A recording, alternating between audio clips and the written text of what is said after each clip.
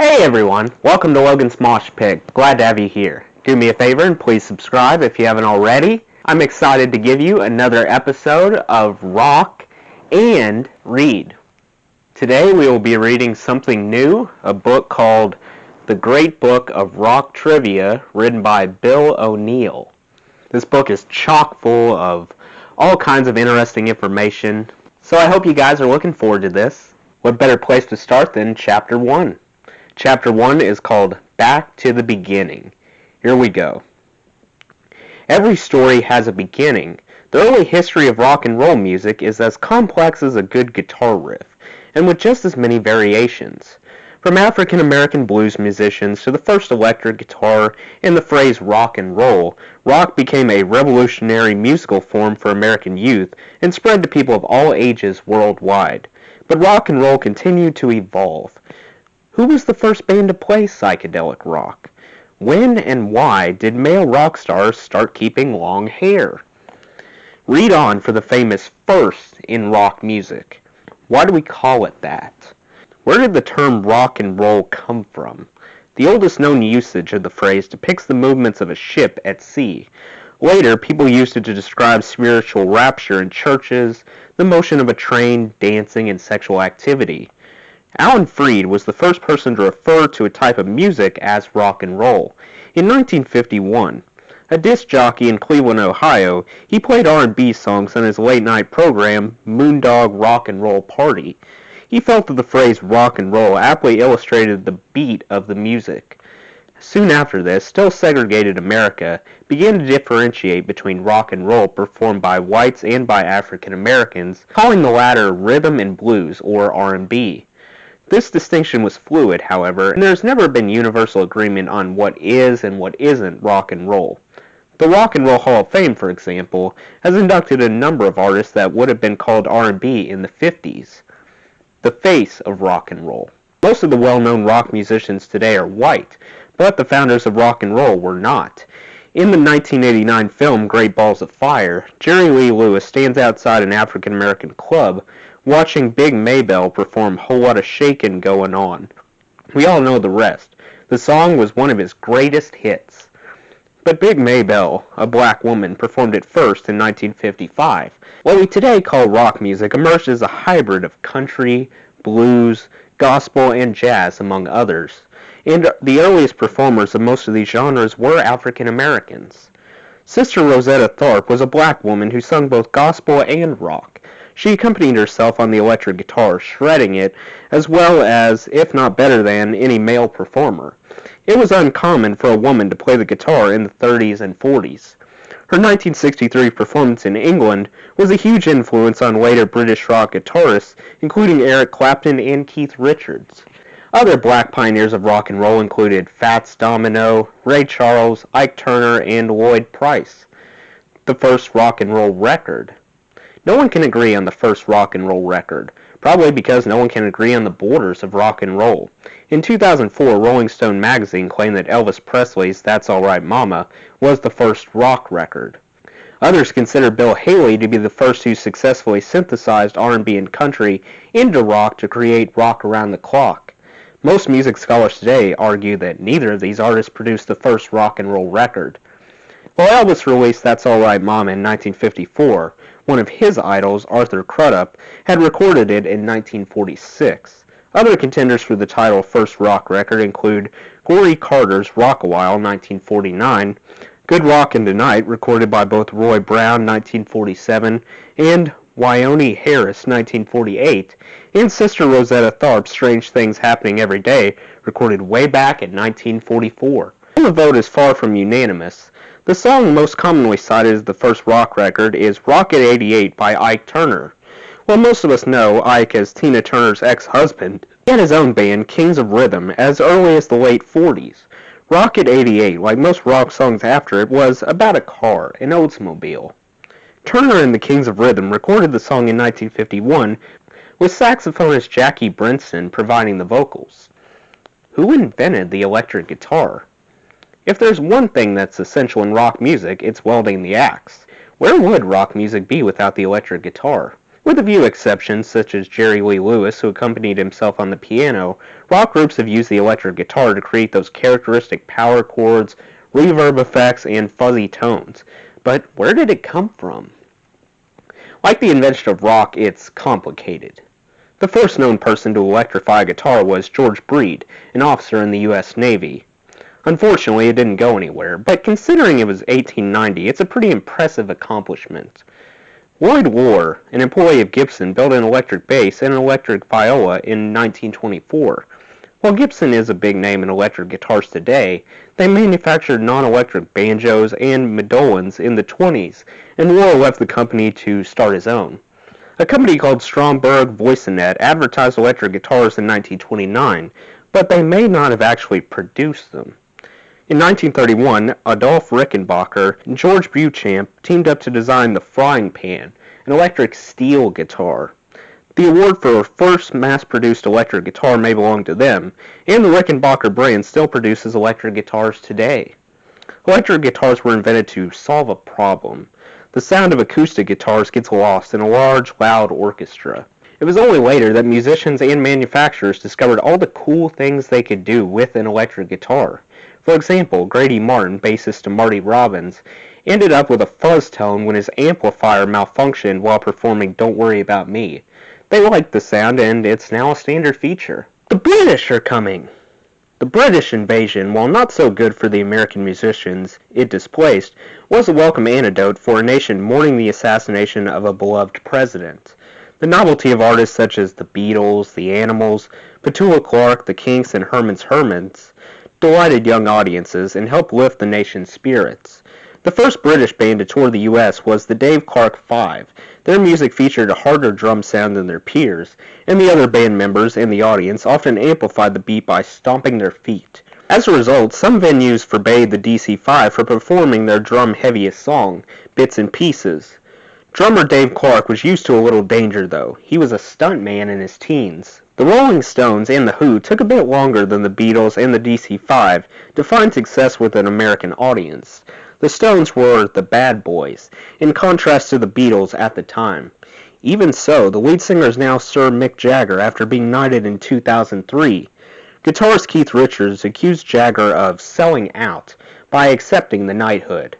The Stones were among the first performers to wear long hair, and some of Mick Jagger's hair was sold for $6,000 in 2013. Before they were the Beatles, the Fab Four called themselves the Blackjacks, and then the Quarrymen. The famous mop-top haircut first crowned Stu Sutcliffe, an early member who left the Beatles in 1961.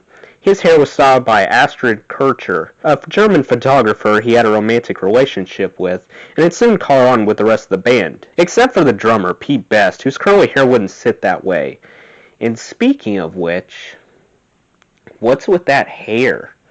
Even Elvis's pompadour, he was naturally blonde by the way, was seen as rebellious in the 50s, and a teenager was suspended from school for wearing his hair in the Elvis style. Adults linked unconventional hair and a taste for rock music to poor academic performance. As the rock era progressed, however, hair got longer, as youth rebelled against a culture created by adults who favored hair barely longer than military style. Southern rock band Lynyrd Skynyrd named themselves after Leonard Skinner, a high school PE teacher who gave the band members hell for wearing long hair. Guitarist Gary Rossington ended up dropping out of school in frustration with the dress code. Mr. Skinner later introduced the band at a concert. The now dreaded mullet rose in popularity in the 70s and 80s, sported by Rod Stewart, David Bowie, and the lead singer of Def Leppard, Joe Elliott. However, this business in the front, party in the back hairstyle was not called the mullet until 1994 when the Beastie Boys released Mullet Head. In the 90s, long hair was no longer seen as rebellious, and a must-have for rock musicians. Many formerly long-haired rockers such as John Bon Jovi and all the members of Metallica cut theirs. Still, some of Metallica's fans worried that the band was softening its image. A rock and roll magazine. While the Rolling Stones formed part of the British invasion, a different Rolling Stone came out of San Francisco, California. Founder Jan Winter published the first issue of the rock music magazine in 1967 out of a loft apartment. In fact, the staff was so small that many articles appeared without bylines. Winter didn't want readers to know that the magazine had so few writers. The first cover featured John Lennon in the military uniform he wore in the film How I Won the War. In fact, Lennon graced the cover 30 times, either alone, with the Beatles, or with Yoko Ono. Annie Leibovitz took the iconic photo of John Lennon curled up naked next to a clothed Yoko Ono hours before he died on December 8, 1980. That photo appeared on the cover the following month. While a single issue of Rolling Stone currently sells for $6.99 on store shelves, the first issue cost only 25 cents. Hunter S. Thompson's book, Fear and Loathing in Las Vegas, first appeared as a story in Rolling Stone. Cameron Crowe's movie, Almost Famous, was inspired by his time writing for the magazine. Psychedelic rock. The fact that recreational drug use was prevalent in the 60s is the subject of many jokes, and many people link rock music and musicians to drug use. That's not always the case, as there are several rock musicians who don't use them. The list of drug-free rockers includes Adam Ant, Bruce Springsteen, Angus Young of AC/DC, Ian Anderson of Jethro Tull, and Gene Simmons, the lead singer of Kiss. What's more, these 5 musicians don't even drink alcohol. That's right, Gene Simmons was sober on stage behind all that fake blood and makeup. Psychedelic rock, however, used music to recreate the mind-altering effects of LSD for the listener, whether or not the musician actually composed or performed the song while under the influence. The Grateful Dead even flashed strobe lights during their performances to enhance the experience. One of the first, many say the first, and most influential psychedelic rock songs was 8 Miles High by the Byrds, an American band that loved the Beatles.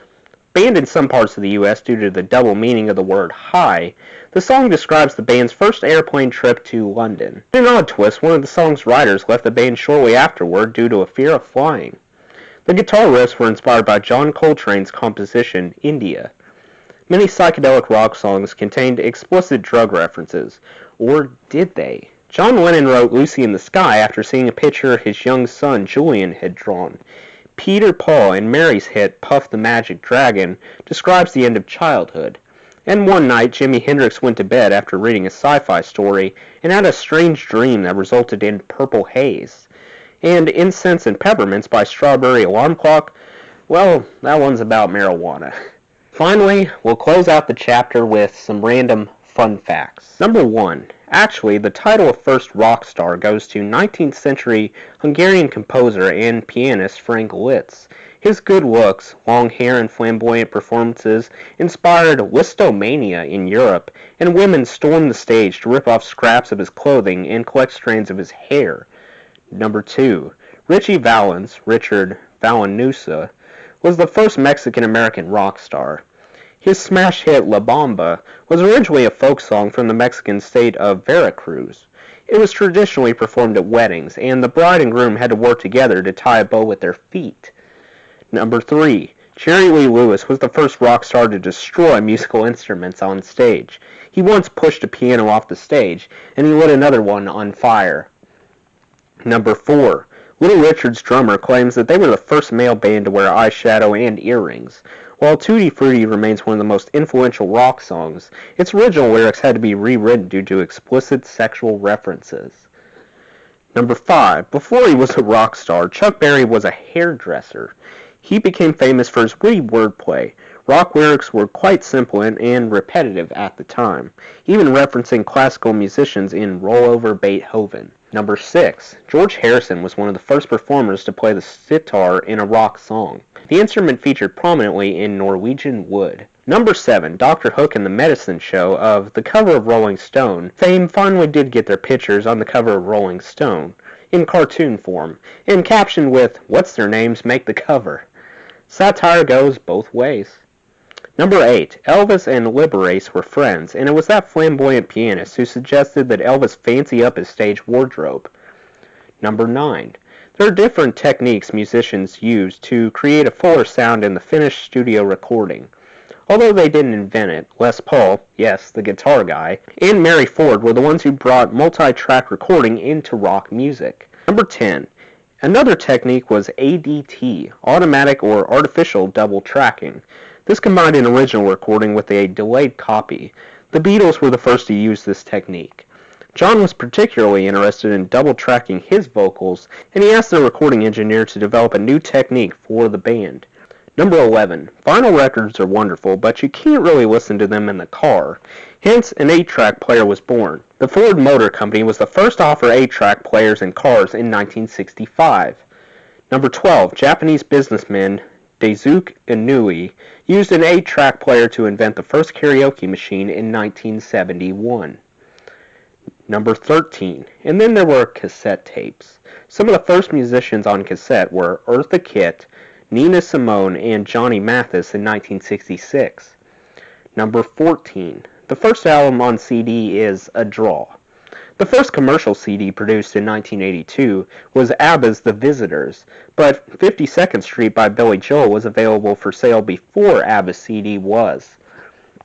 Number 15. Electric guitars are made with more than just electricity. They rely on electromagnetism to produce the currents. Number 16. Before rock musicians adopted the electric guitar, it was favored by country, blues, and jazz musicians. Number 17. The first British musician to have a number 1 hit on the American pop charts was not who you're thinking of. It was a jazz clarinetist named Mr. Acker Bilk, and his instrumental hit was called Stranger on the Shore. Number 18. A number of British invasion bands such as the Beatles were from Liverpool, and their sound was nicknamed Mersey Beat back in England, after the river that runs through Liverpool. Number 19. Elvis Presley, Jerry Lee Lewis, Johnny Cash, Carl Perkins, and Roy Orbison all started on the same record label, Sun Records. Finally, number 20. The fuzz guitar sound on Rocket 88 was originally unintentional. An amplifier was damaged, and guitarist Willie Kazart stuffed crumpled newspapers inside it to hold the cone in place. Well, that's it. Let me know what you guys thought of the first chapter of this new book, The Great Book of Rock Trivia, down below. Before I forget, I want to extend a happy birthday to Frank Zappa's Apostrophe album, Boo Boo Doo Doo Doo Doo Doo. It was released on March 22nd, 1974. You won't see this video until tomorrow, so it doesn't really matter, but whatever. That does it for today's video, guys. I hope you enjoyed. Make sure to like, comment, and subscribe if you haven't already. I really appreciate the support. I'll see you next time. Until then, rock on.